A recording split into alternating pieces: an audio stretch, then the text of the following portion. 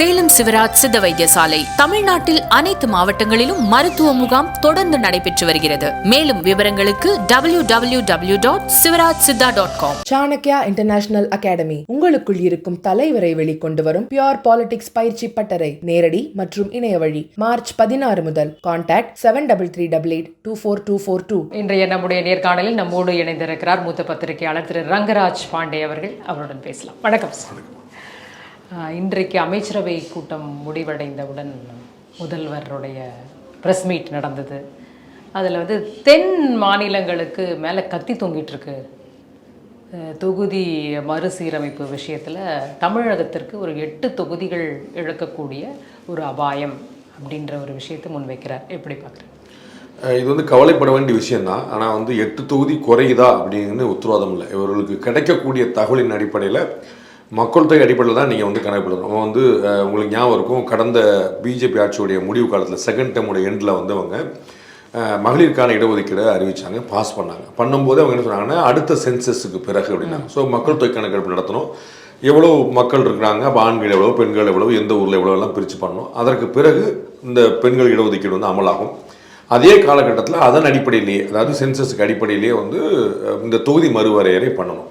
தொகுதி மறுவரையறை பண்ண பிறகு தான் எந்த தொகுதி பெண்களுக்கு அப்படிங்கிற பேச்சு வரும். இப்போ எது எஸ்சி தொகுதி எதுன்னு வருதுல்ல, அந்த மாதிரி அப்போ எஸ்சி எஸ்டிக்கு பெண்களுக்குன்னு ஒதுக்கும் போது நமக்கு எந்த தொகுதிங்கிற முடிவாகணும். அப்போ மறுவரை நடக்கும் சென்சஸுக்கு பிறகு. அது மக்கள் தொகை அடிப்படையில் தான் நடக்கும். அடுத்த விஷயம், அப்போ நமக்கு தென் மாநிலங்கள் எல்லாமே இந்த ஆபத்தில் இருக்குங்கிறது உண்மை. இதை தமிழக முதலமைச்சர் திரு ஸ்டாலின் எழுப்புறதுக்கு ரொம்ப முன்னாடியே சந்திரபாபு நாயுடு ஆந்திரா முதலமைச்சர் எழுப்பிட்டாரு. அது கவலைக்குரிய விஷயம்தான். பட் குறையுமா கூடுமா, எப்படி நடக்கும், என்ன ஆகுங்கிற உத்தரவாதமான தகவல் முதலமைச்சர் உட்பட யார்கிட்டையுமே இல்லை. இது ஒரு யூகம். ஆனால் அந்த யூகத்துக்கு முன்னாடியே தயார் நிலையில் இருக்கிறது சரிதான். அதை நம்ம எல்லா ப்ராபபிலிட்டிஸையும் பார்த்து நாம் ஒரு கமிட்டி நியமித்து நாம் அதை எப்படி ஒரு தீர்வு சொல்கிறக்கான சென்ட்ரல் கவர்மெண்ட். ஏன்னா நாளைக்கு அவங்க மறுவரையறை பண்ணி வரும்போது ஒரு கமிட்டியை வச்சு நாள் முழுக்க பார்ப்பாங்க. எப்படி நீட்டுக்கு ஒரு வரையறை இருக்குதோ, ஜல்லிக்கட்டுக்கு ஒரு குழு இருக்குதோ, அது மாதிரி எல்லாத்துக்கும் ஒரு குழு அமைப்பாங்க. அவங்க நாடு முழுக்க கேட்பாங்க. புதிய கல்விக் கொள்கைக்கு ஒரு குழு வந்துச்சு, அது மாதிரி கேட்பாங்க. அப்போ அதற்கு முன்னாடி நாம் தயாராக இருக்கிறது சரிதான். ஏன்னா மக்கள் தொகை அடிப்படையில் வந்துருச்சுன்னா வட மாநிலங்களில் மக்கள் தொகை அதிகரித்திருப்பது உண்மை, தென் மாநிலங்களில் மக்கள் தொகை குறைந்திருப்பது உண்மை. அப்போ நமக்கு ஒரு பேச்சுக்கு ஒரு 10 லட்சம் பேருக்கு ஒரு தொகுதின்னு பிரிக்கிறாங்கன்னு வச்சுக்கோங்க. அப்போ நம்முடைய தொகுதியில் குறையக்கூடிய வாய்ப்பு இருக்குது. பீகார்லேயோ, உத்தரப்பிரதேசலையோ, ஜார்க்கண்ட்லேயோ, சத்தீஸ்கர்லேயோ, ஒடிசாலேயோ கூடக்கூடிய வாய்ப்பு இருக்குது. அதை நம்ம மறுக்கிறதுக்கு இல்லை. அப்போ நம்ம என்ன அடிப்படையில் பண்ண போகிறாங்க, எவ்வளோ கூட்ட போகிறாங்களா, குறைக்க போகிறாங்கன்னு பார்க்கணும். ஒட்டுமொத்தமாக கூடுவதற்கான வாய்ப்பு அதிகமாக இருக்குது. சரிங்களா? அதனால தான் புதிய பாராளுமன்ற கட்டத்தில் மக்களவையில் 543 மக்கள் மட்டுமே இருக்கக்கூடிய பிரதிநிதிகள் மட்டுமே இருக்கக்கூடிய இடத்துல 900 பேர் உட்கார அளவுக்கு பண்ணி வச்சிருக்காங்க. கிட்டத்தட்ட 300-400 பேர் கூட்ட அளவுக்கு ரெடி பண்ணி வச்சிருக்காங்க. இன்னைக்குமே நீங்கள் பார்த்தீங்கன்னா ஃபுல் ஹவுஸ் இருந்தாலே பின்னாடி ஒரு 5 ரூபா காலியாக இருக்கும். அதற்கான காரணம் என்னன்னா, அந்த அவங்க நாளைக்கு என்ன தேவைப்படுங்கிற பார்த்து. அப்போ ஒட்டுமொத்தமாக தமிழக இந்திய மக்கள் தொகை கூட்டிட்டு இருக்கு. இன்னைக்கு நம்ம 140 கோடி பேர் இருக்கிறோம். 2024 மக்களவையில் கிட்டத்தட்ட 90 கோடி பேர் வாக்களிச்சிருக்கிறாங்க.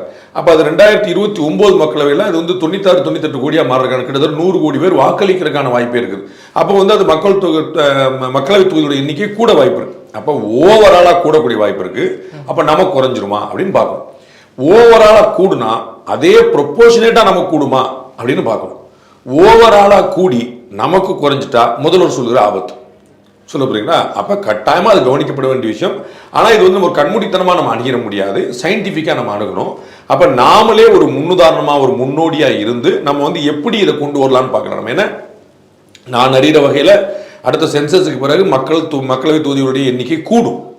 543ங்கிறது 600-700 வரைக்கும் போறதுக்கான வாய்ப்பு இருக்கு. ஏன்னா நம்ம இன்னைக்கு பார்க்குறோம், சென்னையிலேயே 3 மக்களவை தொகுதி இருக்கு. சென்னையில் 3 மக்களவை கிட்டத்தட்ட 16-18 சட்டமன்ற தொகுதிகள் இருக்கு. அப்போ இங்கே ஏன் பெருகிட்டே போகுது? இடம் பார்த்தீங்கன்னா இது ஒரு மாயவர அளவு கூட இடம் கிடையாது. சரிங்களா? ஆனால் நீங்கள் மக்கள் பார்த்தீங்கன்னா கூட்டம் ஏகப்பட்டது. ஒரு ஏரியாவில் 200 வீடு இருக்கு இங்கே. அப்போ ஒரு காம்பவுண்ட் ஒரு தொகுதியாக மாறுறதுக்கான ஆபத்து இங்கே நிற்கிது. அந்த மாதிரி ஒரு இருக்கு. அப்போ நம்ம என்ன மாதிரி பண்ணுறதுக்கு நம்ம பிரிக்கணும். அதை சயின்டிஃபிக்காக சோசியாலஜியில், மக்கள் கணக்கெடுப்பில், சென்சஸில் இதெல்லாம் எக்ஸ்பர்டைஸ் இருக்கக்கூடிய ஆட்களை தூக்கிட்டு அவங்கள வச்சு ஒரு ஆலோசனை பண்ணாங்கன்னா இந்த ஆபத்தை நம்ம எதிர்கொள்றதுக்கு வாய்ப்பு இருக்கு. முதல்வரின் அச்சம் நியாயமானது. அதை அறிவியல் பூர்வமாக மாற்றி அணுகிறதுக்கான ஏற்பாடு அவர் பண்ணும். அனைத்து கட்சி கூட்டம் அப்படிங்கிறாரு, அதுல ஏதாவது பலன் கிடைக்குமா? இது சம்பந்தம் எதுவுமே கிடைக்காது. எல்லாரும் சேர்ந்து சென்ட்ரல் கவர்மெண்ட்டை திட்டுறதுக்கு ஒரு வாய்ப்பு, அதை திட்டிட்டு போயிடுவாங்க. அது சந்தோஷம் தான். அது உங்களுடைய அரசியலுக்காக வச்சுக்கோங்க, வேற எதுவும் பண்ண போறது இல்லை. ஏன்னா எந்த டேட்டாவுமே இல்லை. கூட்ட போறாங்கன்னு உத்தரவாதமா சொல்லணுமா? எங்கேயாவது அறிவிப்பு இருக்கா? குறைக்க போறாங்கன்னு சொல்லியிருக்காங்களா? எங்கே அறிவிப்பு இருக்கா? நான் சொன்ன மாதிரி வடக்க கூட்டிடுவாங்க, தெற்க குறைக்க போறாங்க, ஏதாவது அறிவிப்பு இருக்கான்னு எந்த அறிவிப்பு கிடையாது. சென்சஸ் நடக்கும்னு தெரியும், ஒன்று உத்தரவாதம். அதன் அடிப்படையில் தொகுதி மறுவரையறை நடக்க போகுதுன்னு தெரியும், இது உத்தரவாதம். ஆனால் அதுக்கான ஃபார்முலா என்னன்னு கூட முடிவு பண்ணல. அதுக்கு தான் சொல்ல நீங்கள் அனைத்து கட்சி கூட்டத்தை கூட்டுறது ஒரு அரசியல், அதை வச்சுக்கோங்க. நான் அதுக்கு தான் சொன்னேன், ஐஐடிலேருந்து கூட்டுக்குங்க, அண்ணா யூனிவர்சிட்டிலேருந்து கூட்டுக்குங்க, நீங்கள் ஆல் இந்தியாவிலேருந்து கூட்டுக்குங்க. ஒரு செயல்படாத ஒரு நிதி ஆலோசனை குழு ஒன்று இருக்குது, இப்போ நோபல் பரிசு பெற்றோடு. அது மாதிரி இல்லாமல் செயல்படக்கூடியதாக நீங்கள் வந்து உலக வல்லுநர்கள் கூட்டு வச்சுக்கோங்க. கூட்டி வச்சுட்டு எப்பா உங்கள் நாட்டில் எப்படிப்பா பண்ணீங்க, எங்கள் நாட்டில் எப்படிப்பா பண்ணுங்க, நாம இந்தியாவுக்கு ஒரு வழிகாட்டியாக முன்னோடி நம்ம இருந்து செய்வோம். அதில் தப்பு இல்லை. ஆனால் ப்ராப்ளம் இஸ் தட், அதில் ஒன்றும் குழப்பம் இல்லை. அது நமக்கான ப்ராப்ளமா, நமக்கு ப்ராப்ளம் தானா, அதை we have to address it. இல்லை, அது பற்றி யோசிக்காமலே அனைத்து கட்சி கூட்டம் ஏதோ ஒரு அவருக்கான இன்ஃபர்மேஷன் இருக்கிற மாதிரி தானே தெரியுது. 8ன்றதை கான்ஃபிடென்ட்டாக சொல்கிறாரு. இல்லை இந்த சைடு இன்னொரு நீங்கள் சொல்கிற மாதிரி தொகுதிகளை ஏற்றி 843ன்ற மாதிரிலாம் போச்சுனாலும் நமக்கு ஒரு கூடுதலாக வந்து ரொம்ப கம்மியாக கிடைப்பதற்காகத்தான் வாய்ப்பு இருக்குது. மற்ற மாநிலங்கள் 8 தொகுதி குறையுமா 8 தொகுதி கூடுமா, முதல்ல அதை முடிவு பண்ணும். 8 தொகுதி குறையும்னா எப்படி போனாலும் ஆபத்து. 8 தொகுதி கூடும்னு லாபம் மாதிரி தெரியும், ப்ரொபஷனட்டாக கூடியிருக்கான்னு நீங்கள் பார்க்கணும். அப்போ யூபிக்கு எவ்வளோ கூடுதுன்னு கேட்கணும், பீகாருக்கு எவ்வளோ கூடுதுன்னு பார்க்கணும். சரிங்களா? அவங்களாம் ஏற்கனவே 80 MP வச்சிருக்காங்க. சரிங்களா? அப்போ அதே ரேஷன் நம்ம 40 வச்சிருக்கோம், ஒரு பேச்சுக்கு புதுவை தமிழ் வச்சு 40, அவங்க 80 வச்சிருக்காங்கன்னா அவங்களுக்கு 8 குடிச்சுன்னா நமக்கு 4 கூடணும். உங்களுக்கு புரியுங்களா? அவங்களுக்கு 14 குடிச்சுன்னா நமக்கு 8 கூடணும். அப்படி நீங்கள் ப்ரொபஷனட்டாக வச்சுக்கலாம், அது ஒன்றும் குழப்பம். அதெல்லாம் அதுக்கெல்லாம் கிளாரிட்டி இல்லை. நீங்கள் அவரே சொன்ன மாதிரி நம்ம வந்து கூடும் மொத்தமாக, இங்கே வந்து குறையும். அப்போ எது நடக்க போகுதுன்னு பார்க்கணும். அதுக்காக தான் நம்ம சஜஸ்டிவாக இருக்கணும். இப்போ அவங்க அனைத்து கட்சி கூட்டத்தை கூட்டி அவங்க இன்னும் பண்ண போகிறதில்ல. வழக்கம் போல் வந்து ஒன்றிய அரசு நமக்கு வந்து அநீதி இழைக்குதுன்னு சொல்லிட்டு போயிட்டே இருக்க வேண்டியதான். அது ஒரு மாதிரி இருந்துட்டு போட்டு கன்ஸ்ட்ரக்டிவாக ஒரு விஷயம் சேர்த்து செய்ய நான் வேண்டுகோள் கொடுக்குறேன். அதன் மூலமாக நமக்கே ஒரு கிளாரிட்டி கிடைக்கும், ஒரு ஐடியா கிடைக்கும், எப்படி செய்யறதுங்கிற ஒரு ஐடியா கிடைக்கும். இப்போ சென்சஸ்லேயே பார்த்தீங்கன்னா மக்களோட என்னென்ன தகவலெல்லாம் கேட்டு போகிறதுன்னு இருக்கு. 2018 சென்சஸ் பார்த்தீங்கன்னா குடிசை வீடு எவ்வளவு, கார வீடு எவ்வளவு, மச்சு வீடு எவ்வளவு, செல்போன் எவ்வளவு இருக்குது, கழிப்பறை எவ்வளவு இருக்குது, ஒரு வீட்டுக்குள்ள எத்தனை கிச்சன் இருக்குது, இது மாதிரி நிறைய டேட்டாஸ் வந்து விவசாயிகள் எவ்வளவு, விவசாய தொழிலாளிகள் எவ்வளவு, புரியுங்களா? இப்படி நிறைய டேட்டா இருக்கு. அதை மாதிரி நீங்க ஒரு ஃபார்முலா வைக்கலாம், நம்ம என்னெல்லாம் கேட்கலாம், என்னெல்லாம் போலான்னு வைக்கலாம். நீங்க வந்து மக்கள் வைக்கலாம், நம்ம 8 லட்சம் ரூபாய், 10 லட்சம் ரூபாய், 12 லட்சம் ரூபாய், அது குறைஞ்சிருந்தா என்ன செய்யுது, கூடினாச்சு நிலப்பரப்பு அடிப்படையில் வச்சுக்குமா, நிலப்பரப்புக்கு இதை வச்சு ஒரு ரேஷியோ வைக்குமா. ஏமா நான் ஜிடிபிக்கு ஒரு கணக்கு வச்சிருக்கோம் பார்த்தீங்களா, அது மாதிரி ஒன்னொன்னுக்கு ஒரு கணக்கு. ஜிடிபிங்கிறது நீங்கள் நானும் அது ஒரு ஃபார்முலா. அந்த ஃபார்முலா தான் நீங்க 7.3 8.4 சொல்லிட்டு இருக்காங்க. 8.4 எதை வச்சு சொன்னீங்கன்னு ஒரு கேள்வி கேட்கணும்ல. அப்ப அதுக்கு பின்னாடி ஒரு ஃபார்முலா இருக்கு. அது மாதிரி ஒரு ஃபார்முலா மத்திய அரசு வகுக்கும் போது நிச்சயமாக எல்லோரையும் கேட்கும். அதற்கு முன்னாடி நீங்களே கூட ஒரு முன்னாடியே செய்யுங்கன்னு சொல்றேன். நம்ம ஊர்ல பாட்டாளி மக்கள் கட்சியிலிருந்து பல கட்சிகள் ஜாதி வாரி கணக்கெடுப்பு நடத்துங்கன்னு சொல்றாங்க. தமிழக முதலமைச்சர் நடத்துங்கன்றார், ஏன்னா எங்கள்கிட்ட அதிகாரமே இல்லைன்றார். அப்ப இருக்க அவர் டாக்டர் அன்புமணி ராமதாஸ் குறிப்பிட்டது போல பல மாநிலங்கள் செஞ்சிருச்சு, பல மாநிலங்கள் அறிவிச்சிருச்சு, பல மாநிலங்கள் ப்ராசஸ்ல இருக்கிறாங்க. அப்ப இவ்வளவு மாநிலங்கள் தன்னிச்சையா செய்யும் போது தமிழ்நாட்டுக்கு மட்டும் எப்படி அதிகாரம் இருக்காம போயிரும் தெரியல. இவங்க எப்ப கேட்டாலும் வந்து எங்க சுயாட்சி, எங்களுடைய அதிகாரம், எங்களுடைய உரிமைன்றாங்க. எங்க உங்கள்ட்ட உரிமை இருக்குன்னா ஏன்ட்ட உரிமை இல்லைன்றாங்க. இல்லாத உரிமையை கேட்கிறாங்க, இருக்கிற உரிமையை பயன்படுத்த மாட்டாங்க. சரிங்களா? அப்ப அதுல செய்யாம விட்ட மாதிரி இதுலயும் செய்யாம விட்டு அப்புறம் கடைசியில வந்து வலிக்குதே இனிக்குதேன்னு சொல்ற அர்த்தம் இல்ல. நாமளே முன்னோடியா செய்யறதுல வந்து ஒரு நியாயம் இருக்கும்னு நான் நினைக்கிறேன். ஒரு கன்ஸ்ட்ரக்டிவான கவர்னன்ஸா இருக்கும்னு நினைக்கிறேன். இப்போ மத்திய அரசையும் எடுத்துக்கிட்டாக்க தேர்தலுக்கு முன்னாடி பிஜேபி இதை பத்தி ரொம்ப அதிகமா பேசிக்கிட்டு இருந்ததை நம்ம பார்த்தோம். உடனடியா இந்த தேர்தல் முடிஞ்ச உடனே இந்த ப்ராசஸை நம்ம ஸ்டார்ட் பண்ணிடுவோம். மறுவரையறை, சென்சஸ் எல்லாம் உடனடியாக தொடங்கும். அமித்ஷா அவர்கள் கூட பேசியிருக்காரு. எலெக்ஷனுக்கு முன்னாடி நிறைய இடங்கள்ல பேசியிருக்காரு.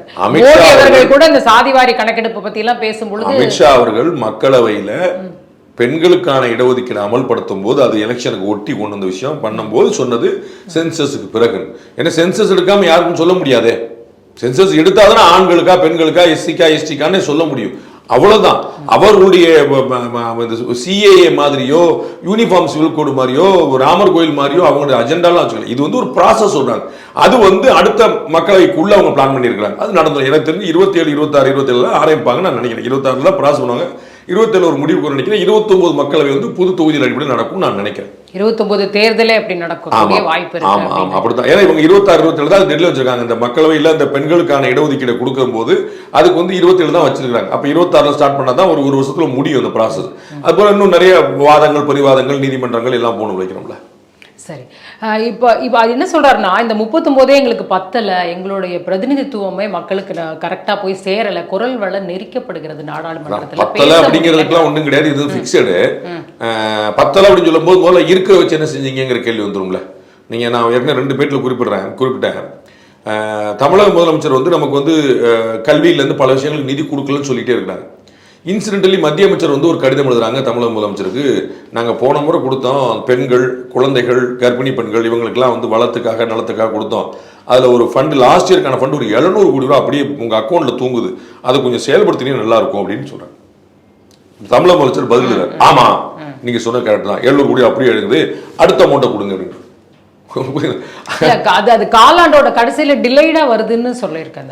அதெல்லாம் நீங்க திரும்பி எடுத்து பாருங்க. எங்களுக்கு அவங்க பேச்சு என்னன்னா, உங்கள்ட்ட அக்கௌண்ட்ல காசு இருக்குன்னு அந்த மாதிரி ரிமைண்ட் பண்றாங்க, புரியுங்களா?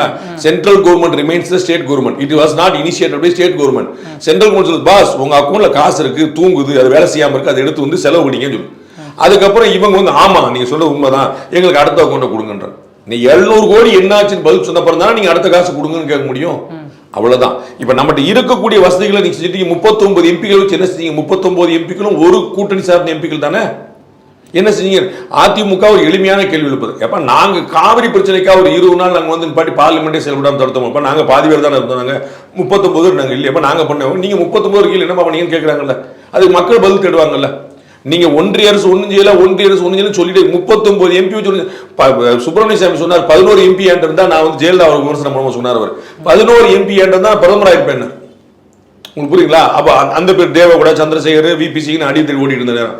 அப்ப வந்து 11 எம்பி வச்சு ஒருத்தர் பிரதமரே ஆயிரம், 39 எம்பி வச்சு என்ன செஞ்சிருக்கீங்கன்னு கேள்வி வரும்ல. நீங்க வழக்கமா வந்து ஒரு எனக்கு இது பண்ணி கொடுக்கணும் இருக்கிற என்ன செஞ்சு சைக்கிள் வச்சிருக்கீங்க, நீங்க பைக் கேட்கறீங்க, பைக் கொடுக்கணும். சைக்கிளே ஓட்ட மாட்டேன்றிய, பைக் எப்படி கொடுப்பா, எப்படி ஓட்டுவான்னு கேட்பீங்களா? அதுதான் அவர் சொல்றாரு, குரல் வளை நசுக்கப்படுகிறதுங்கிறாரு. எங்களோட அடுத்து நம்ம டீட்டெயிலா தான் பேசுறோம். எதுலன்னு கேட்கும், எதுலையா ஒண்ணுல சொல்லுங்க எனக்கு தெரிஞ்சது. 19 ரூபா ஒன்றிய அரசு பாரம்பரிய பார்க்குது, மாற்றான் தாய்மான பான்மை, அதெல்லாம் ரொம்ப பழசு. அதெல்லாம் வந்து அண்ணா காலத்திலே முடிஞ்சு போச்சு. திரும்பி அதே சொல்லிட்டு நம்ம வந்து மாங்காய் புளித்ததோ வாய் புளித்தோ அதெல்லாம் பேசல அர்த்தம் இல்லை. இஷ்யூ பேஸ்டா வாங்க. இஷ்யூ நானும் தெரிஞ்சுக்க. நான் என்ன சொல்றேன், தமிழக முதலமைச்சரின் அச்சம் நியாயமானதுன்னு நான் சொல்றேன். உங்களுக்கு புரியுங்களா? சும்மா நாத்துக்கு சொல்லி விடுறாருங்க நான் சொல்லல. அனைத்து கட்சி கூட்டம் அரசியல் அப்படின்றேன். நான் பகுதியா பிரிச்சு பேசுறேன். நான் ஒத்தாமதா எல்லாத்தையும் ஆதரிச்சுட்டு போல, எல்லாத்தையும் எதிர்த்துட்டு போல. நீங்க கன்ஸ்ட்ரக்டிவா ஒண்ணு செய்யுங்க, நான் சஜஸ்டிவா ஒண்ணு சொல்லிட்டேன். ரைட்? அதேதான் நீங்க வந்து மாற்றாந்தாய் மனப்பாடம் நடத்துது, மத்திய அரசு குரல் வலை நெருக்கி, எதுலன்னு சொல்லுங்க, எதுலன்னு சொல்லுங்க. தமிழ்நாடு சட்டமன்றத்தில் எதிர்கட்சி உறுப்பினர் பேசுறதா நீங்க பார்த்திருக்கீங்களா? இந்த பக்கம் கேமரா திரும்பி இருக்கான்னு கேளுங்க. எல்லாரும் என்ன சொல்லிருக்காங்க? திரு எடப்பாடி பழனிசாமி எல்லாரும் சொல்லிருக்காங்க, நாங்க பேசுறதே கேட்க மாட்டீங்க, கேள்வியே வர மாட்டேது, உங்க பதில் மட்டும் தான் எவ்வளவு சொல்லிட்டு இருக்காங்க. அவருடைய புகார்லாம் நமக்கு. ஆனா டெல்லியில் அப்படி இல்லையே. பார்லிமெண்ட்ல எல்லாருடைய பேச்சு வருதே. ஒரு லெவலுக்கு மேல அமளி துமளி ஆகி பேப்பருக்கு தூக்கி விட்டாதான் கட்டாது, அதுவும் ஒத்தி வைக்கப்பட்டு தான் கட்டாது. அப்புறம் வேற என்ன அங்க செய்யறாங்க? எந்த குரல்கள் யார் நிரூபிக்கப்படுது? அண்ணன் திருச்சி சிவா எவ்வளவு பேச்சு பேசியிருக்காரு, அண்ணன் ஆராசா எவ்வளவு பேச்சு பேசியிருக்காரு பார்லிமெண்ட்ல, எவ்வளவு 1-to-1 ஃபைட் நடந்திருக்கு. திருச்சி சிவா பேசினதும் மத்திய நீதிமன்றம் பேசணும், நீங்க உங்க சேனலை போட்டிருக்கீங்க, நான் சேனல் போட்டிருக்கேன்ல. அப்ப இவர் கேள்வி எழுப்பாம எப்படி அவங்க பதில் சொல்லுவாங்க? அதுலயுமே ஏன்னு சொல்லிட்டாங்க, ஓய்ன்னு சொல்லிட்டாங்க, சண்டை வந்துச்சுல. அப்ப வந்து விவாதம் வரப்போய் தானே ஏய் ஓயெல்லாம் வந்துச்சு. குரல் வழி நெரிச்சா எப்படி விவாதம் வரும்? புரியுதுங்களா? அப்ப விவாதம் நடந்ததுங்கிறது உண்மை. அப்ப எதை பத்தி சொல்றீங்கன்னு சொல்லுங்க. நம்ம எம்பிக்கள் பத்தி பேசினாலும் எம்பிக்கள் சொல்லிட்டேன். தயாநிதி மாறன் சொன்னாரே, சமஸ்கிருதத்துக்கு இப்படி சொல்லி இப்படி சமஸ்கிருதத்துக்கு எது சார் காசு கொடுக்குறீங்க அப்படின்னு கேட்டார்ல. பேச அவர் சவாலாக எந்த உலகத்தில் இருக்கீங்க நீங்க? பாரதத்தில் இருக்கீங்க தெரியல. எல்லா கேள்வி வைக்கப்பட்டதே. ஒரு அறிவிப்பு வந்த போது அமைச்சர் கூட பேசல, சபாநாயகர் சொல்றாரு 16 மொழியில் இருந்துச்சுங்க, 21 மொழியில் வரப்போகுதுங்கிறார். படக்குன்னு எந்திரிச்சு சண்டைக்கு வந்தார். நம்ம கனிமொழி பேசலையா மக்களவையில? யாரு எங்க பேசல? தமிழக எம்பிக்கள் அவ்வளவு பேர் பேசியிருக்காங்களே. மற்ற எம்பிக்களை விட்டுருங்க. யாருக்கு ஒரு எங்க நெரிக்கப்படுது? சும்மா சொல்லிடுவோம், யாரும் டிவி பார்க்க மாட்டாங்க, யாரும் நியூஸ் பேப்பர் பார்க்க மாட்டாங்க, யாரும் கவனிக்க மாட்டாங்கன்னு சொல்லிட்டு அது அந்த காலம். அவர்கள் என்ன செய்தார்கள்னு கேட்கிற கேள்வியில நியாயம் இல்லையா? அவங்களும் தொடர்ந்து அவங்களுடைய தமிழக எம்பிக்கள் அங்க போய் பேசிக்கிட்டு தானே இருக்காங்க, விஷயங்களை வலியுறுத்திக்கிட்டு தானே இருக்காங்க. அதான் சொன்னேன், உங்களுக்கு கூட எம்பி நீங்க 10 சொன்னீங்கல்ல, 10 இருக்கிற வச்சு என்ன செஞ்சீங்கன்னு கேள்வி வரும். அதான் சொல்றேன் நான், அதான் முதல்ல சொன்னேன். இருக்கிற வச்சு என்ன செஞ்சீங்கன்னு கேள்வி வரும், அப்புறம் தானே 10 வரும். அதுதான் உங்களுக்கு சொன்னேன். 700 கோடி ரூபாய் உங்களுக்கு. 700 கோடி இஸ் நாட் ஸ்மால் அமௌண்ட். அது பெண்களுக்கும் குழந்தைகளுக்கும் தாய்மார்களுக்கும் கர்ப்பிணிகளுக்குமான அமௌண்ட். அதை நீங்க 700 கோடி ஒரு வருஷத்துக்கான அமௌண்ட். இது வந்து ஒன் டைம் அமௌண்ட் கிடையாது. ஒரு வருஷம் 700 கோடி கொடுத்தா நீங்க எவ்வளவு ஸ்கீம்ஸ் கொண்டு வந்திருக்கலாம், எவ்வளவு ஆரம்ப சுகாதார நிலையங்களை மேம்படுத்திருக்கலாம், எவ்வளவு ஊட்டச்சத்துக்களுக்கு பொருட்களை கொடுத்துருக்கலாம், அதை செஞ்சு எவ்வளவு கருவிகள் வாங்கியிருக்கலாம். அது செஞ்சோமாக இருக்கு. அதை நான் செய்யாம அப்படியே ஐடியா வச்சுக்கிட்டு அடுத்த அமௌண்ட் எப்படி கொடுப்பாங்க? 39 எம்பிகள் வச்சுக்கிட்டு எதுவுமே செய்யாம எனக்கு நிறைய எம்பி கொடுக்குற எங்க கொடுப்பாங்க? அது வச்சுக்கிட்டு பாக்கெட்ல இருந்து கொடுக்குற விஷயம் இல்லை. அதுக்கு ஒரு ஃபார்முலா வேணும்ல. பத்தலை அப்படின்னா பத்தலையா அப்படிங்கிற கேள்விக்கு இருக்கிற வச்சு என்ன செஞ்சோங்கிற ஒரு பதில் தேட வேண்டியிருக்கு. இதையும் கடந்து அவர் என்ன சொல்றாருன்னா, ஏன்னா எம்பிக்களை பத்தி ஏன் பேச்சு இப்பவே இப்ப அவசியமா, இந்த பேச்சே இப்ப அவசியம் அப்படின்னு நினைக்கிறீங்களா? இந்த அனைத்து கட்சி கூட்டம், இந்த விஷயங்கள்லாம் இப்பவே செஞ்சாதான் 2020 ரொம்ப அப்ரோப்ரியேட் நினைக்கிறேன். அப்பதான் நம்ம வந்து ஒரு தெளிவோட வர முடியும் நினைக்கிறேன். அவர்கள் அறிவிச்ச பிறகு நீங்க வந்து கதறதை விட முன் தயாரிப்போட இருக்குது சரி, அதுல எனக்கு ஒன்றும் குழப்பம் இல்லை. அதை நான் கன்ஸ்ட்ரக்டிவா செய்யுங்கிற வேண்டுகோள் மட்டும் தான் நினைக்கிறேன். நாங்கள் வந்து இவர் முன் தயாரிப்பு இருக்குது சரிதான், அப்படி ஒரு ஆலோசனை வர சரிதான், நாளைக்கு டெல்லியில் கூடுவாங்க பேசுவாங்க. அப்போ நம்ம வந்து ஒரு ப்ரிப்பேர்டாக ஏற்கனவே என்னோட டீமை வச்சு நான் ஆலோசனை பண்ணி என்னென்ன மாதிரியான வாய்ப்புகள் இருக்குது, என்னென்ன மாதிரியான ஆபத்துகள் இருக்குது, அதை எப்படி நம்ம சமாளிக்கலாம், ஆபத்து இல்லாமல் யாருக்கும் பாதம் இல்லாமல். நான் சொல்கிறேன், தமிழ்நாட்டுக்கு கூட வேணும்னு சொன்னால் பீகார் குறைவனும் கேட்க மாட்டான்ல, அவனும் கூட வேணும் கேட்பான்ல, யூபி எனக்கு கூட வேணும் எல்லாரும் கேட்பாங்க. அப்போ எப்படி பிரிக்கணும் ஒரு ஃபார்முலா, அப்போ அமிக்கபிளாக எல்லோரும் ஏற்க முடியாத ஒரு ஃபார்முலா வேணும். அப்போ மக்கள் தொகை மட்டுமே வச்சுக்கிட்டீங்கன்னா மக்கள் தொகையில் நம்ம வந்து குறைஞ்சிருக்கிறோம், நம்ம திட்டமிட்டு தான் கொஞ்சம். நீங்க தானே சொன்னீங்க 3 பேர் போதும், 2 பேர் போதும், 1 போதும், நாமே குழந்தை நமக்கே குழந்தைங்க வரைக்கும் கொண்டு போய் நிப்பாட்டீங்கல்ல. அப்ப நீங்க சொன்னது தானே எங்க தென் மாநிலங்கள் செஞ்சிருக்காங்க. அப்ப தென் மாநிலங்கள் செஞ்சிருக்காங்கன்னா அதுக்கு காம்ப்ளிமெண்டரியா வரணுமே தவிர அதுக்கு வந்து பனிஷ்மெண்டா வரக்கூடாதுல்ல.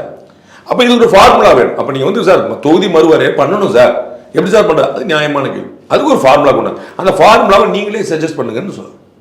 ஸோ இந்த நேரத்தில் எழுப்புறது சரி, அதில் பிரச்சனை எழுப்பப்படுறது சரி, குற்றமே இல்லை, ரொம்ப சரி. ஆனா அது வெறும்னா ஒரு அனைத்து கட்சி கூட்டம் ஒன்றியரசு ஒன்று செய்யலாம் அப்படி ஒரு வழக்கமான ஒரு லாவணியா இல்லாம ஒரு கன்ஸ்ட்ரக்டிவான விஷயமா இருந்தா வழக்கம் போல நம்ம முன்னோடி மாநிலம் சொல்லிக்கலாம்.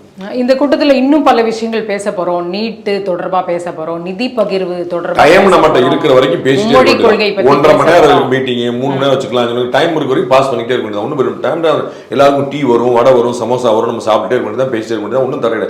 நீட்டை பத்தி என்ன பேச போறீங்க? நீட்டை பத்தி 2020 பேசி முடிச்சிட்டீங்க. எங்களுக்கு அந்த ரகசியம் தெரியும் சொல்லிட்டீங்க. we will abolish சொல்லிட்டீங்க.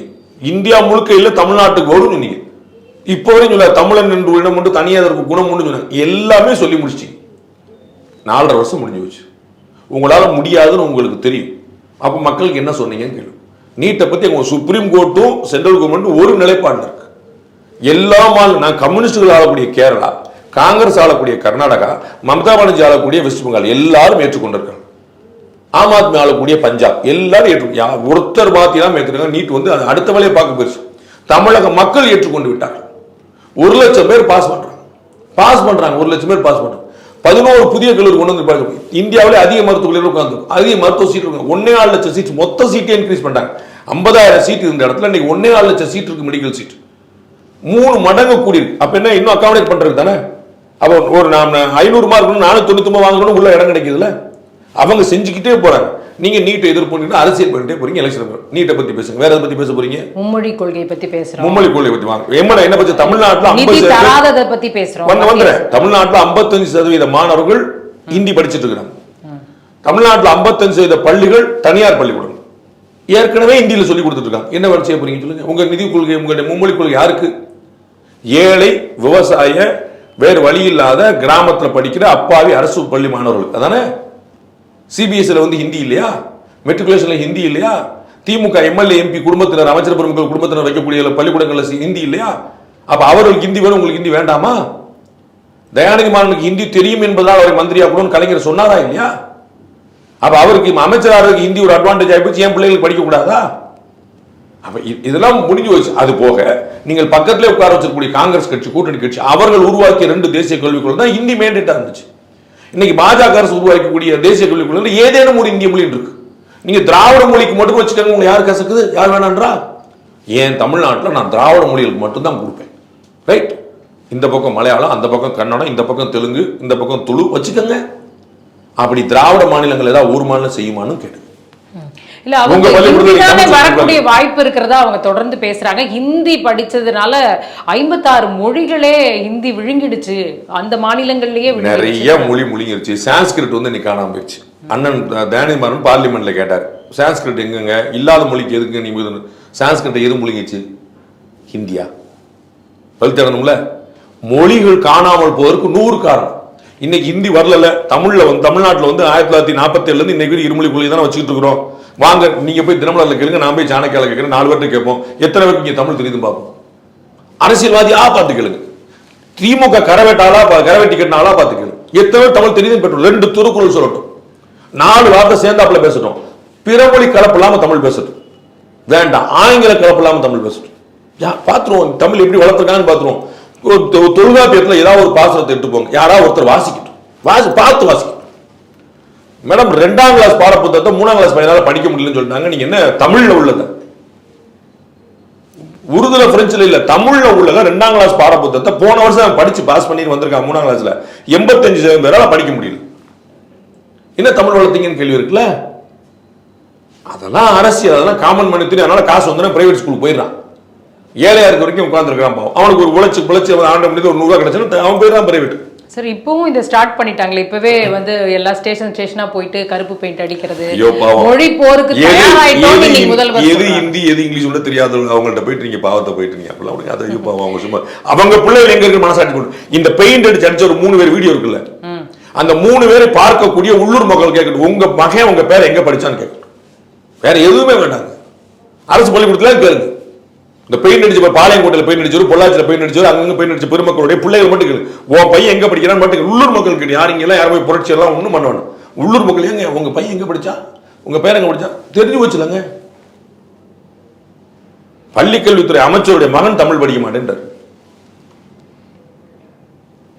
மொழி போருக்கே திரும்ப ரெடியா இருக்கும்னு சொல்றாரு முதல்வர். அது கேள்வி வந்து ஆசைக்காக ஒருத்தர் வச்சாரு எதிர, ஆமா அப்படின்ட்டு போயிட்டு நல்ல நம்ம பையனா இருக்காம்பா, அது நம்ம புள்ளப்பா அப்படின்னு கரெக்டா வந்து அப்படியான ஒரு சூழல் வராதுன்னு நீங்க நினைக்கிறீங்களா? ஏன்னா தொடர்ச்சியாக இவங்க போர் அப்படின்னு அரசியல்வாதிகள் சொல்ல வேண்டியதான். மக்கள்லாம் போர் போர் போர் அப்படின்னு போயிட்டு இருக்காங்க. அதுல வந்து மக்கள்லாம் அது தெளிவாகி அடுத்த வேலையை பார்க்க போயிட்டு.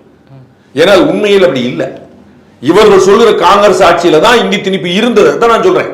அன்னைக்கு இந்த இந்தி திணிப்பு போராட்டம் வந்து சரியா புரிஞ்சுக்கலாம். புரிஞ்சுங்களா உங்களுக்கு? ஏன்னா அங்க ஹிந்தி மேண்டேட் இருந்துச்சு. இன்னைக்கு அப்படி இல்லை. நான் எப்படி ஏதேனும் ஒரு இந்திய மொழின்னு இருக்கு, நீங்க திராவிட மொழிகளுக்கு மட்டுமே வச்சுக்கோங்க. நான் சொல்ல வரேன், பக்கத்து மாநிலங்கள் தமிழ்ல வைப்பாங்களான்னு கேளுங்கன்ற. புரியுதுங்களா உங்களுக்கு? பக்கத்தில் கர்நாடகால காங்கிரஸ் தானே, நம்ம கூட்டணி தானே. பாஸ் நான் பூரா தமிழ் படிக்க வைக்கிறேன், கன்னடம் படிக்க வைக்கிறேன், நீங்க பூரா தமிழ் சொல்லி பாருங்கன்ற. திராவிட மொழிகளை வருதா, கூட்டணி கட்சிகள் வருதான்னு பார்ப்போன்ற. கேரளாவில் வந்து மலையாள பாஸ் நம்மளாம் ஒன்று இந்தி கூட்டணி, நம்ம வந்து உங்க ஊர்ல கூட்டணி எங்க ஊர்ல கூட்டணி, வாங்க நீங்க தமிழ் சொல்லி கொடுங்க, நாங்கள் பூரா மலையாளம் சொல்லி கொடுங்கன்ற. 2 மாநிலத்துக்கு 100 வர்த்தக தொடர்பு இருக்கு. சொல்ல போறீங்களா? நம்ம தண்ணி கொடுக்குறோம், கரண்ட் கொடுக்குறோம், காய்கறி வருது, அரிசி போகுது, 100 தொடர்பு. மக்கள் போறான் வர்றான் டெய்லி வருது. சொல்லி கொடுக்க சொல்லுங்க பள்ளிக்கூடத்துல. சரி, இந்த அனைத்து கட்சி கூட்டத்தை பொறுத்த வரைக்கும் எல்லா கட்சிகளுக்குமே இந்த கொள்கையில எல்லாருமே ஒன்னாதான் இருக்காங்க. நிதி பகிர்வு சம்பந்தமாகவும் மும்மொழி கொள்கை சம்பந்தமாகவும் எல்லாருக்குமே ஒரே நிதி பகிர்வுல ஜிஎஸ்டி ஷேர் வரலையா? உங்களுக்கு என்ன வர வேண்டியது வரல, நீங்க பேசுங்க. 33% மாநிலங்களுக்கு ஷேரா இருந்தது, இன்னைக்கு 48% வரைக்கும் கொண்டு வந்திருக்காங்க மாநிலங்களுக்கான ஷேர். இன்க்ரீஸ் ஆகிட்டே வருது. இது இந்த 10 வருஷத்துல அவ்வளவு இன்க்ரீஸ் ஆயிருக்கு. அப்ப எதுக்கு நீங்க அப்ரிஷியேட் பண்ணும்? 33% கொடுத்த காங்கிரஸ்கா, 42% கொடுக்கக்கூடிய பிஜேபிக்கா? ஜிஎஸ்டி கவுன்சில் வந்து மத்திய அரசு தன்னிச்சையா முடிவு ஒண்ணுதான். ஒவ்வொரு உறுப்பினர் இருக்காங்க, ஒவ்வொரு மாநில உறுப்பினர் உட்கார்ந்துருக்காங்க. எவ்வளவு ஜிஎஸ்டி மீட்டிங்ல வந்து ஒரு புது அமெண்ட்மெண்ட் கொண்டு வராங்களே, எல்லோரும் ஒருமித்து கொண்டு வராங்களா, சண்டை போட்டு கொண்டு வராங்களா? மாநிலங்களுக்கான உரிமை இதுக்கு முன்னாடி இருந்துச்சா? வரி போடும்போது என்னைக்கா மாநிலங்களை கேட்டிருக்காங்களா? இன்னைக்கு ஜிஎஸ்டி கவுன்சில் கூட்டத்தை யார் உட்கார்ந்து? நரேந்திர மோடி, நிர்மலா சீதாராமனுமா? எல்லா மாநில பிரதிநிதி உட்கார்ந்துருக்காங்களா? இதை கூட ஒரு பெடரல் சிஸ்டம் நீங்க பார்த்திருக்கீங்களா? அதுக்கு முன்னாடி எங்கேயாவது ஒருத்தர் டிஸ்கஷன் நடந்திருக்காங்க? மான்டேக் சிங் அலுவாலியா வந்து நிதிக்குழு தலைவர் வந்து பேசிட்டு மாதிரி பண்ணிருக்காரா? ஊர் கூட எல்லா மாநிலத்தையும் கூட்டு உட்கார வச்சு பேசியிருக்கிறாரா? நம்ம போய் கெஞ்சுவோம், எனக்கு காசு கொடுங்க ப்ளீஸ் காசுன்னு. ஒவ்வொரு முறை இங்கிருந்து பிரதிநிதிகள் போவாங்க, ஒவ்வொரு மாநிலத்துக்கு. பாதி நேரம் வந்து எதிர்கட்சிகள், பீகாருடைய நிதியமைச்சரும் மேற்கு வங்கத்துடைய நிதியமைச்சர் தான் இதை கன்ஸ்ட்ரக்ட் பண்ணது. இந்த ஜிஎஸ்டி கவுன்சில கன்ஸ்ட்ரக்ட் பண்ணதே மேற்கு வங்கத்துடைய நிதியமைச்சராக இருந்தவர், கம்யூனிஸ்டுடைய நிதியமைச்சராக இருந்தவர், மம்தா பானர்ஜியோட இல்ல. அவ்வளவு ஆச்சரியமான சிஸ்டம் இங்க கொண்டு வந்திருக்காங்க. என்ன பாரு, நீங்க பிஎம் ஸ்ரீ சொல்லுங்க, நான் தெளிவா சொல்றேன். PM Shri is a scheme. You cannot ask for money without implementing it. நான் பைக் வாங்க மாட்டேன், ஆனா பைக்கு காசு கொடுங்க. காமெடியா இருக்காது? பைக் வாங்குறது தான் காசு கேட்கணும். காசு கொடு, நான் பைக் வாங்கவே வாங்கல. அது எப்படி பைக் வாங்குற காசு தரேன்னு சொன்னியா இல்லையா? நான் பைக் வாங்க போற மாட்டேன், காசு எந்த அப்பா கொடுப்பாரு? எளிமையான தத்துவம். நிதி வரல, எல்லாருக்கும் அரசியல் செய்யணும், எல்லாரும் நினைச்சிட்டு இருக்காங்க, விழிப்புணர்வு கிடையாது. பெரும்பாலான ஊடகங்கள் ஆமா சாமி சொல்லுது, யாரும் உள்ள போய் பாக்குறதில்ல. அண்ணன் சுகி சிவன் சொல்றாரு, புதைக்கிறதா நம்ம வழக்கம், எரிக்கிறதுலாம் வந்தேரிகள் வழக்கம், வடக்கத்தில் வழக்கம். தமிழ்நாட்டில் எவ்வளவு பேர் எரிக்கிறாங்க, ஒரு குஞ்சோட சென்ஸ் இல்லாம அடிச்சு விடுறாரு, யாரும் வெரிஃபை பண்ண மாட்டாங்க. கன்னியாகுமரியிலிருந்து திருவள்ளூர் வரைக்கும் 100 சமூகத்துல, ஜாதிகள்ல 100 பகுதிகளில் எரிப்பு இருக்குது. அஸ்தி கரைக்கிறது எங்க வச்சு சாம்பல் கரைக்கிற பழக்கம் நம்மகிட்ட இல்லையா? அவர் அசால்ட் அடிச்சு விடுறாரு. எரிக்கிற பழக்கம், வடமாநில பழக்கம், புதைக்கிற பழக்கம் தான் தமிழர்கள் பழக்கம். எரிக்கிறவங்க பூரா தமிழர்கள் ஒத்தவர் இல்ல. ஐயர் பூரா எரிச்சிட்டு இருக்காங்களா? மொத்தமா யாரும் எரிக்கிறது இல்லையா? ஐயர் வந்தேரி உங்களுக்கு ஆகாது. மற்ற கம்யூனிட்டிலாம் ஏதாவது ஒரு தரவு இருக்கா? புறநானூர்ல இருந்து தொல்காப்பியத்துல இருந்து எரிக்கிறது பத்தி பேசியிருக்கு.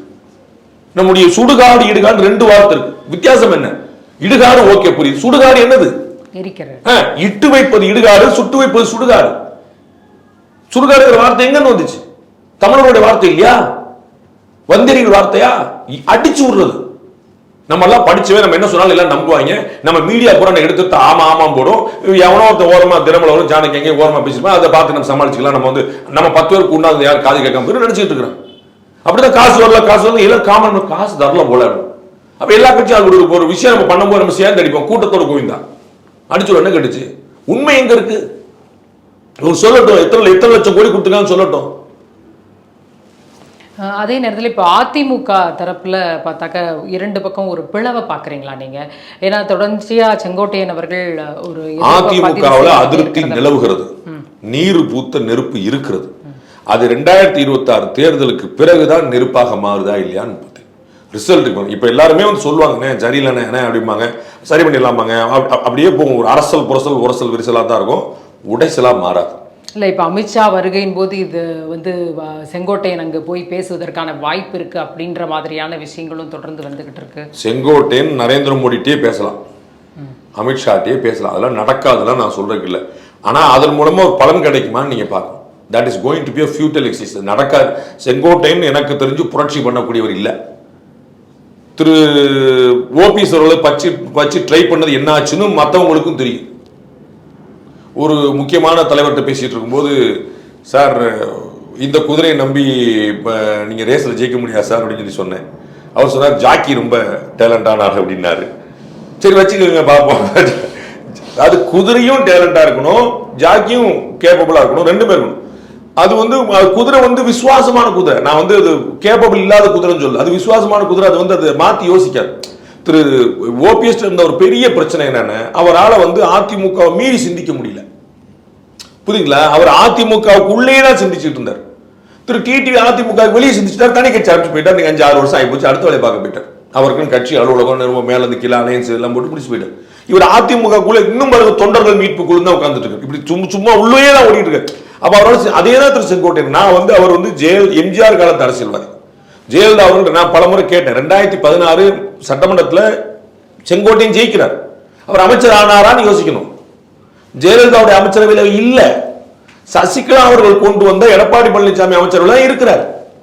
புரிஞ்சுக்கணும், உங்களுக்கு புரியுங்களா? ஜெயலலிதா அமைச்சர் ஓபிஎஸ் அமைச்சர் அவர் இல்ல, திரு எடப்பாடி பழனிசாமி அமைச்சர் தான் வந்தார் சசிகலா அவர்களுடைய ஏற்பாடுனால.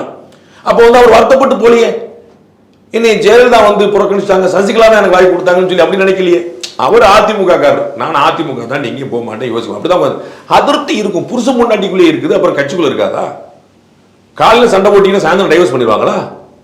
ஒரு காலைல சண்டை போடுவாங்க, சாயந்தரம் வந்து என்னம்மா உப்புளுக்கு ஜம்மியாக போட மாட்டேங்க, உங்களுக்காக போட்டேங்க ரசம் வாங்க, அதெல்லாம் ஓடிடும். சரியா பண்ண அது எனக்கு தெரிஞ்சு அங்கே இருக்கிறது சும்மா ஒரு கருத்து வேறுபாடு தானே தவிர அது மோதலோ முட்டலோ கிடையாது. அதிமுக எம்எல்ஏ அம்மன் அர்ஜுனன் வீட்டில் லஞ்ச ஒழிப்புத்துறை சோதனை. அங்கே உடனே செங்கோட்டையன் போகிறாங்க, எஸ்பி வேலுமணி போகிறாங்க, அங்கே இது நடக்க இந்த விஷயங்கள் லஞ்ச ஒழிப்புத்துறை சோதனைனாவே உடனே அது காழ்ப்புணர்ச்சி தான். அப்படி தான் நம்ம அதை பார்க்கணும். லஞ்ச ஒழிப்புத்துறை வந்து ஸ்டேட்டா சென்ட்ரலா? ஸ்டேட். வருமான வரித்துறை தான் சென்ட்ரல். சரிங்களா? வருமான வரித்துறை ஏதாவது மிரட்டல் வச்சிருந்தாங்கன்னு நம்ம புரிஞ்சுக்கலாம். அவங்க வந்து அதை ஒன்று அடிச்சுடுவாங்க. ஏடிஎம்கே வந்து மிரட்டல் கொடுத்து அவங்கள வந்து உள்ள கையை முறுக்கி ஆம் டிஸ்ட் பண்ணி கொண்டு இருப்பாங்க. நம்ம டிஎம்கே ஆட்சியில் ஏடிஎம்கே காரங்க மேலே நடந்துட்டு இவ்வளோ நடந்துட்டு, நான் இதையும் கால் பண்ணிச்சுன்னு சொல்ல மாட்டேன், சிபிஐ ரேடு வந்தாலும் கால் பண்ணி சொல்ல மாட்டேன். இவங்க என்ன சொல்லுவாங்க, சிபிஐ ரேடு வந்தா ஏவி விடுறாங்கம்பாங்க. இவங்க ரேடு பண்றாங்க என்னன்னு டிஎம்கே பாருங்க. ஏடிஎம்கே தரப்புல இருந்து அவரே சொல்றாரு காழ்ப்புணர்ச்சி, அம்மன் அர்ஜுனனே சொல்றாரு. காழ்ப்புணர்ச்சிங்கிறது யாரோடது? டிஎம்கேவோட தானே. அதான் நான் சொல்லிட்டு இருக்கேன். வந்து யாரு கால் பண்ணி பாதியா நியூஸை புரிஞ்சுக்கிறவங்க எங்கால எப்படி தான் பண்ணான், தலைப்பு வந்து ஐடின்னு போட்டான், எங்கால எப்படி தான் பண்ண கீழே வந்து லஞ்ச ஒழிப்புத்துறை வேற ஐடி வேற நம்ம ஆளுக்கும் தெரியல. அதுக்காக தான் அந்த கிளாரிபிகேஷன் கொடுத்தேன். ஸோ மாநில அரசு பண்ணால் கடமை செய்து, மத்திய அரசு பண்ணால் ஏவல், இந்த விஷயத்தை விட்டுருன்னு சொல்லுவேன். 2 பேரும் கடமை செய்யறாங்க. உள்ள இருந்தா சட்டில் இருந்தா அகப்பையில் வரப்போகுது, இல்லைன்னா வரப்போகுது, அது ஒன்றும் பிரச்சனை கிடையாது. எல்லா அமைச்சர் பெருமக்களும் முன்னாள் பெருமக்கள்லாம் போய் பார்க்கறது வந்து அவங்க வழக்கமாக வச்சிருக்காங்க. அவங்க திரு வேலுமணி வீட்டில், தங்கமணி வீட்டில், ராஜேந்திர பாலாஜி வீட்டில், அது மாதிரி யார் வீட்டில் போகும்போது எல்லாருமே என்ன வழக்கு வச்சிருக்காங்க, எல்லாரும் போய் கூட நிற்கணும், அவங்களுக்கு ஸ்ட்ரென்த் கொடுக்குறக்காக. என்னப்பா நல்லா இருக்கேன் அப்படின்னா கட்சி கூட நிற்கணுங்கிற வழக்கமாக வச்சிருக்காங்க. அது எப்பயுமே செஞ்சுட்டு இருக்காங்க. அம்மன் அர்ஜுனன் வீட்டுக்கு போறார் செங்கோட்டையன், அதுல அது இல்லை நீங்க கவனிக்க வேண்டியது. அதுக்கு வந்து கவனிக்கல. ஆடு ஓனாய் கதைக்கு வந்து அவர்கிட்டயே கேட்டுக்குங்கன்னு சொல்லி சொன்னதான் நீங்க கவனிக்க வேண்டியது. அவர் இங்க வரலங்கிறதா ஒரு பிரச்சனை இல்லைங்க. அவர் வந்து ஜெயலலிதாவுடைய பிறந்தநாளுக்கு போகாம கருணாநிதி பிறந்தநாளுக்கா போயிட்டாரு. அவர் ஊர்ல ஜெயலலிதாவுடைய பிறந்தநாள் கொண்டாடிட்டு இருந்தார். சரிங்களா? அப்ப அது மாதிரி இங்க வந்தியா அங்க வந்தியா, நீ ரைட்ல நின்னியா லெப்ட்ல நின்னியா, நீ வேட்டியை மடிச்சு கட்ட, அந்த சண்டைக்கு போக வேண்டியது. ஆடு ஓனாய் மேட்ரு வந்து எளிதாக எதிர்கொள்ளக்கூடியது. சரிங்களா? ஆடும் ஓனாயும் ஒன்றாக இருக்க முடியுமா அப்படின்னு சொன்னது வந்து கட்சிக்குள்ள இருக்கிறவங்களை பத்தி இல்ல, கட்சிக்குள்ள இணைப்பு பத்தி பேச்சு வருதுன்னு சொல்லும்போது அவர் தெளிவா சொல்லிடுறாரு. சோ அவருடைய ஸ்டேட்மெண்ட் வந்து வெரி கிளியர். வெளியில சேர்க்கணும் சொல்றீங்களா, எப்படிப்பா அவங்களை சேர்க்க முடியும்னு சொல்றாங்க. அவங்க தான் நம்முடைய கட்சி காணா போனோம் அழியணும்னு நினைச்சவங்க, அவங்களை எப்படிப்பா சேர்க்கணும்னு சொல்றாங்க. அப்ப உள்ள இருக்கிறவர் இல்ல, அண்ணன் செங்கோட்டையன் வந்து உள்ள இருக்கக்கூடிய மூத்த தலைவர், அவர் வந்து கட்சியுடைய சட்டமன்ற உறுப்பினர், அவருக்கு வந்திருக்காரு. அவர் வந்து அழகா எதிர்கொண்டிருக்கலாம். உங்களுக்கு புரியுங்களா? அது அவர்கிட்டே போய் கேளுங்க. அந்த பாடி லாங்குவேஜ் வந்து ரொம்ப கவனிக்க வேண்டிய விஷயம். கார்ல இருந்து தள்ளிவிட்டு அவர்கிட்ட கேளுங்க பண்றாரு, நோட்டீஸ் பண்ண வேண்டிய விஷயம் தான். நான் திரும்பவும் ஒன்று நினைக்கிறேன், இது எல்லாத்துக்கும் பிறகும் அங்க ஒரு அதிருப்தி இருப்பது உண்மை. நான் என்ன சொல்றேன், ஒரு பூசல் இருப்பது உண்மை, ஒரு புகைச்சல் இருப்பது உண்மை. அது வெடிக்கக்கூடியது 26 மேக்கு பிறகுதான் நடக்கும். அதற்கு முன்னாடி ஊதிக்கிட்டே இருக்க வேண்டியதான், வாய் வலிக்கும், வெடிக்காதுன்னு நான் நினைக்கிறேன். அதே நேரத்தில் நாம் தமிழர் கட்சியிலிருந்து தொடர்ந்து விலகிக்கிட்டே இருக்கிறாங்க. இப்போ அடுத்து காளியம்மாள் அவர்களும் விலகி இருக்கிறத நம்ம பார்க்குறோம். நீங்கள் ஏற்கனவே சொல்லியிருக்கீங்க, அவங்க ஸ்ட்ரென்த்து கம்மி தான், மக்கள் ஓட்டு போடுறாங்க அவங்களுக்கு அப்படின்ற ஒரு விஷயத்த. இப்போவும் அதே அப்படிதான். எத்தனை பேர் போனாலும் சரி தான், சீமானே விலகினாலும் அதுதான் நான் சொல்ல வரேன். எனக்கு ஒன்றும் பிரச்சனை இல்லை. சீமானே நாம் தமிழர் விலகிட்டார் சார் அப்படின்னு சொன்னாலும் அதுதான். அந்த கட்சிக்கான ஓட்டு வந்து ஒரு நபரையும் அவருடைய பேச்சையும் அவருடைய சித்தாந்தத்தையும் தமிழ் தேசியம் என்கிற ஒரு ஐடியாலஜிக்கும் சேர்ந்து வரக்கூடியது. மற்றது எல்லாமே அங்கே கட்டமைப்பே கிடையாதுங்க. நீங்கள் வந்து உங்களுக்கு தெரிஞ்சிருக்குமா இருக்கும், காளியம்மாள் என்ன பதவியில் இருந்தாங்கன்னு ஒரு 4 பேர் கேட்டு பாருங்க. காளியம்மாள்ங்கிற பேர் தெரிஞ்சிடும், சாட்டை துரும்புங்கிற பேர் தெரிஞ்சிடும். இப்படி ஒரு 5 பேர் ஏற்கனவே ராஜீவ்காந்தி இருந்தார், ஏற்கனவே கல்யாண சுந்தரம், அப்புறம் 5-6 பேர் தெரிஞ்சு வெளியே வர்றாங்க. வெளியே வந்தபோது போறாங்க, அதெல்லாம் நான் இருக்கு, நான் புரிஞ்சுக்கிறேன். ஆனால் அது என்னன்னா, இவங்க அதுக்காக அவர் வந்து டிசைனே வந்து ஒரு கட்சி மாதிரி அமைக்கல. அவர் பேருக்கு நாள் வச்சுக்கிட்டாரே தவிர டிசைனே வந்து ஒரு போர்க்குழு மாதிரி தான் வச்சிருக்காரு. ஒரே ஆளு ஒரே பேச்சு, இடையில கிடையாது. ஒபேத ஆர்டர், 2வது வார்த்தை கிடையாது. அவருக்கு முன்னாடி பல தேர்தலில் பார்த்தீங்கன்னா ஆடியோ ரிலீஸா அங்கே பண்ணிட்டே இருப்பாங்கல்ல, வழக்கமாக ஒரு ஆடியோ ரிலீஸ். அதில் ஒரு ஆடியோ ரிலீஸில் பார்த்தீங்கன்னா அந்த அம்மாவுக்கு போய் சீட் கொடுத்துட்டீங்க, அப்படி பண்ணக்கூடாது, அப்படித்தான் கொடுத்தா கொடுப்பேன், இல்லாட்டி திருச்சி ஓடி, நீ வேலை பார்த்தா பாரு, வேக்கா படிப்போம், இப்படி தான் சொல்றாரு. உங்களுக்கு புரியுது? அவருடைய பேட்டர்னே அப்படிதான் இருக்கு. ஏற்கிறவர் உள்ள இருக்கிறாங்க, இல்லைங்கிறவங்க வெளியே போயிடுறாங்க. அதில் ஒன்று, இந்த பேட்டர்னுக்கு ஒரு சப்போர்ட் இருக்கு. அதை ஒரு கட்சியா ஒரு கட்டமைக்கணும். அது வந்து தனி பாயிண்ட். நான் வந்து அவருக்கு அட்வைஸ் பண்றதுக்கு இங்க வரல. அவர் வந்து சொல்லுவார், பிரசாந்த் கிஷோர் பாண்டியோட என் தம்பி பாண்டிய நிறைய சொல்லுவாங்க. நான் அதெல்லாம் சொல்லலை. நான் கட்சியா கட்டமைக்காத ஒரு பலவீனம். ஆனா இப்ப விழுந்திருக்கிறது கட்டமைப்புக்கு இல்லை. காளியம்மாள் வாங்கி கொண்டு வந்த ஓட்டு, ராஜீவ் காந்தி வாங்கி கொடுத்த ஓட்டு, கல்யாண சுந்தரம் வாங்கி கொடுத்த ஓட்டு இல்ல, நாம் தமிழருங்கிற சிந்தனைக்கு கிடைச்ச ஓட்டு. என்னப்பா இங்க ஒரு குரூப் திராவிடன் பேசுது, ஒரு குரூப் தேசியம் பேசுது, நம்மள யாரும் பேச மாட்டாங்களேப்பா அப்படின்னு ஒரு காமன் மேனுக்கு. என்னுடைய ஃப்ரெண்ட்ஸ் நிறைய பேர் ஓட்டு போட்டிருக்காங்க. நான் என்னப்பா நீ நாம் தமிழ் ஓட்டு போட்டிருக்கோம், என்னப்பா யாரோ ஒருத்தர் நமக்காக சொல்றான்ப்பா, நம்ம பேசுவோம் அப்படின்னு. அப்ப அந்த காமன் மேன் மத்தியில் விழுந்திருக்குது. அதுதான் இந்த 35 லட்சம் ஓட்டா 8% ஓட்டா வந்து நிக்குது. ஆனா அது வளரணும், ஆட்சியை பிடிக்கணும், எம்எல்ஏ எம்பியா கன்வெர்ட் அதுக்கு போக வேண்டியது ரொம்ப அதிகம். அன்னை அக்கம் பக்கத்துல இல்லை. இப்போ விஜய் அவர்களுடைய வரவு தான் இவங்கெல்லாம் வெளியில கட்சி, நாம் தமிழர் கட்சி எப்பயுமே புதுசா வந்தா ஒன்று இருக்கும். ஒரு 35 வயசு லேடி ஒருத்தங்க கல்யாணத்துக்கு காத்திருக்காங்க, ஒரு 18 வயசு பொண்ணு கல்யாணத்துக்கு காத்திருக்காங்கன்னா ஆட்டோமேட்டிக் ஆஃபர் 18 வயசு பண்ணிட்டு போகும். அதில் ஒன்று அது இருக்கிறதா. மார்க்கெட்ல ஒரு நியூ ப்ராடக்ட் வந்திருக்குன்னா அந்த ஈர்ப்பு இருக்குதான் செய்யும். பழைய ஃபோன் வாங்கணும்னு நினைச்சா ஒரு புது ஃபோன் வாங்க போவோம். இது இல்லாமல் ஒரு புதுசாக கட்சி ஆரம்பிச்சுன்னா டக்குனு ஒரு ஈர்ப்பு. சஸ்டைனபிலிட்டி தான் நீங்க அங்க பார்க்கணும். சீமான்ட்ட நீங்க சஸ்டைனபிலிட்டி பார்த்துட்டீங்க. 6 தேர்தல் தன்னிச்சே நின்று வந்து இன்னைக்கு 8% வாங்கி தேர்தல் ஆணையத்தை அங்கீகாரத்தை வாங்கிட்டார். இப்ப விஜய் இப்பதான் உள்ள வந்திருக்கிறார். இவருக்கு முன்னோடியா இருந்த விஜயகாந்தே 3வது தேர்தலில் கூட்டணி சேர்ந்துட்டார். ரைட், 2 தேர்தல் தெரிஞ்சு. அப்ப இவர் எவ்வளவு சஸ்டைன் பண்ண போறாருன்னு நம்ம பார்க்கணும். இப்ப ஆரம்பத்தில் வந்தோம்னா எல்லா கட்சியில இருந்து 4 பேர் போகத்தான் செய்வாங்க, அதுல ஒண்ணும் இல்லை. அதுக்கப்புறம் அங்க என்ன ஆகுது பார்க்கணும்ல. அங்க வந்து ஒரு விழுப்புரம் மாவட்ட தாவேக தலைவர் வந்து எக்கா சும்மா உட்காருங்க அப்படிமா. என்ன நான் யார் தெரியுமா, தெரியுங்க உட்காருங்கம்மா, நான் இத்தனை வருஷமா போஸ்ட் அடிச்சுட்டு இருக்கேன், நீங்க நேரத்துல வந்து மேல வந்து பாராசூட் லேண்டிங் பண்ணிட்டு நீங்க பெரிய ஆளா இருப்பீங்களான்னு கேட்பாங்க. அதெல்லாம் அங்க நிறைய காத்து. அண்ணன் ரஜினிகாந்த் சும்மா வரமாட்டேன்னாரு, 100 தடவை யோசிச்சு தானே வேண்டாம். இப்போ ரஜினிகாந்த்னு அதையும் கடைசியாக கேட்டுறேன். ரஜினிகாந்தோடைய பிறந்த நாள், ஜெயலலிதா பிறந்த நாளில் ரஜினிகாந்த் வந்து அங்கே போன விஷயத்தை எப்படி பாரு. ஏன்னா பல பேர் அதற்கு ஒரு பல சாயம். ஜானகி அவருடைய 100ஆண்டு கூட தான் அவர் வந்து வாய்ஸ் நோட் அனுப்பியிருந்தார். லோக்கலில் இல்லை, நான் சினிமா ஷூட்டுக்கு போயிட்டேன், தகவல் தெரிஞ்சேன்னு சொல்லிட்டு வாழ்த்து அனுப்பியிருந்தார். அப்போ என்ன அர்த்தம், அவர் வந்து ஆரம்பியப்ப நடியில் சேர்ந்துட்டாருன்னு அர்த்தம். அது ஆனால் ஜெயலலிதா மேலே அவருக்கு எப்பயுமே பெரிய மரியாதை உண்டு. கருணாநிதி மேலே அவருக்கு பெரிய நட்பு உண்டு. அவர் கருணாநிதியோட நண்பர் கருணாநிதினு சொல்லுவார். Use to be friends. Jayalalithaa மேலே ஒரு பெரிய மரியாதை உண்டு. அண்ட் அவர் அவங்க ஜெயிலேருந்து வெளியே வந்தோடனே, பெயிலில் வெளியே வந்த உடனே 2 பேரும் போயஸ் கார்டில் தான் இருக்கிறாங்க. போயஸ் கார்டில் அந்த கார்னர் அந்த அம்மா, இந்த கார்னர் தலைவர் இப்படி இருக்காங்க. அப்போ அந்த அம்மா வந்தோடனே, ஜெயிலேருந்து வந்தோடனே, பெயிலில் வந்தோடனே இவர் வந்து இங்கேருந்து ஒரு லெட்டர் கேட் அனுப்புகிறார். நீங்கள் வந்தது ரொம்ப சந்தோஷம், திருப்பி போயஸ் கார்டுக்கு வந்தது எனக்கு ரொம்ப ஹாப்பி, நீங்கள் ஒரு தைரிய லட்சுமி, நீங்கள் தைரியமாக இருக்கணும். அதிமுகவுடைய வரலாற்றிலேயே முதல் முறையாக ரஜினிகாந்தோட லெட்டர் பேடை எடுத்து காப்பி பேஸ்ட் பண்ணி ஏடிஎம்கே லெட்டர் பேடில் அவர் வந்து வரவேற்றார்னு போட்டாங்க. அந்த அளவு மதிப்பு அந்த அம்மாவுக்கும் அவர் மேலே உண்டு. உங்களுக்கு புரியுது? அதுக்காக இவருக்கு ஒரு மதிப்பு உண்டு அவங்க மேலே, அவங்களுக்கு ஒரு மதிப்பு உண்டு இவங்களுக்கு. ஒரு பரஸ்பரம் அவங்களுடைய பிறந்தநாளுக்காக போய் நிற்கிறதானவர் அவர் உடனே ஏடிஎம்கே போகிறார், இபிஎஸ் போகிறா, கட்சி நம்ம ஏதாவது காசிப்ஸ் நம்ம டீ கடை பெஞ்சில் ஏதாவது போட்டுக்கோங்க. அது கருத்துக்களுக்கு நன்றி சார்.